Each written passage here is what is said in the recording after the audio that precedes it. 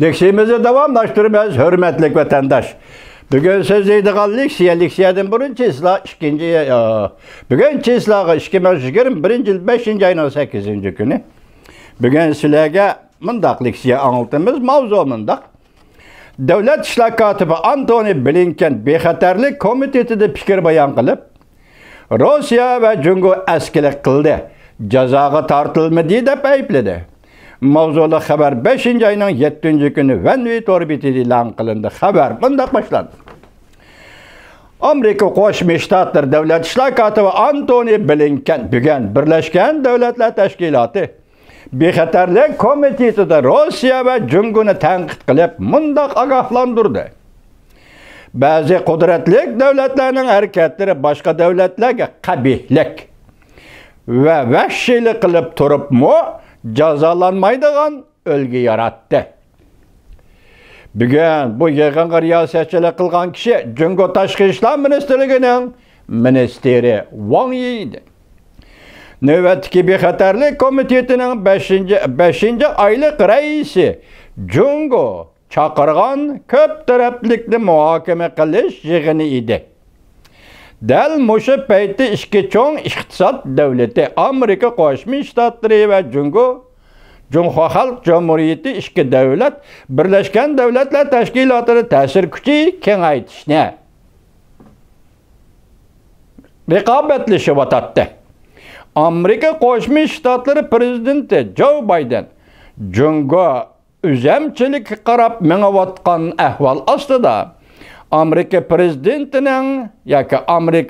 prezidentining an'anaviy rahbarlik o'rnini qayta shariylash uchun bir taraflamalikka qarish turgan paytlar edi. Masalan, shunaq deyildi o'rliqda saylamda sobiq prezident Trump efendi bir taraflikka e'tibor berdi. Prezident Joe Biden ko'p taraflikka e'tibor berdi deyilganida shu to'g'ridagi gap. Davlat ishlar kotibi Antony Blinken ta'kidlab mundaq ko'rsatdi. Har qaysi davlatlar xalqaro jamiyatga bergan va'dasiga amal qilish lozim. 7 davlat yig'inida ta'kidladi. Yedi davlat bayonoti birlashma axboroti ta'kidladi.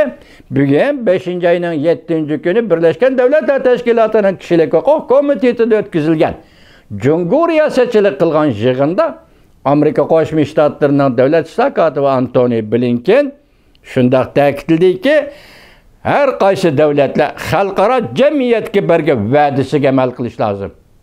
Katta gaplar kayni kelyapti vatanish.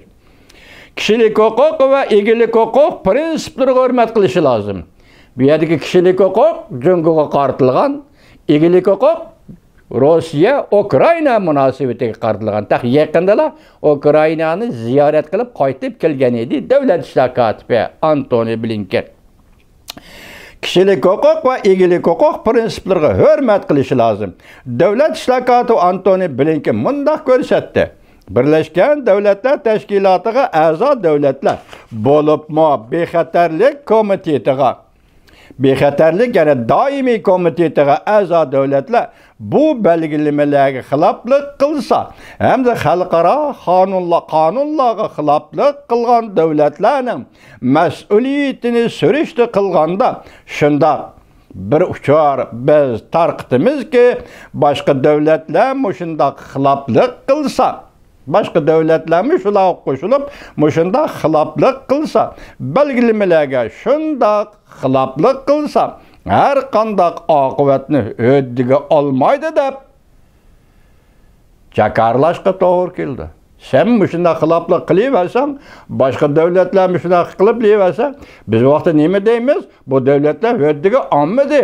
Buning mas'uliyatiga javobgar bo'lmadi deb jakarlashga majbur bo'lamiz dedi. Demak, shuni bilan nima bo'ldi? Biz qurgan Birlashgan Davlatlar Tashkiloti nima ketdi? Uning fonksiyasi, xalqaro fonksiyasi nima bo'ldi? Roli nima bo'ldi? Antony Blinken davlat ishlar kotibi shunday demoqchi bu. Amerika Qo'shma Shtatlari Jungo Uyg'uristonda kasbiy tarbiyalash markazida amaliyotda jazo lagerida Uyg'urlar irqiy Xitoy sharqida qo'llandi deb aybladi.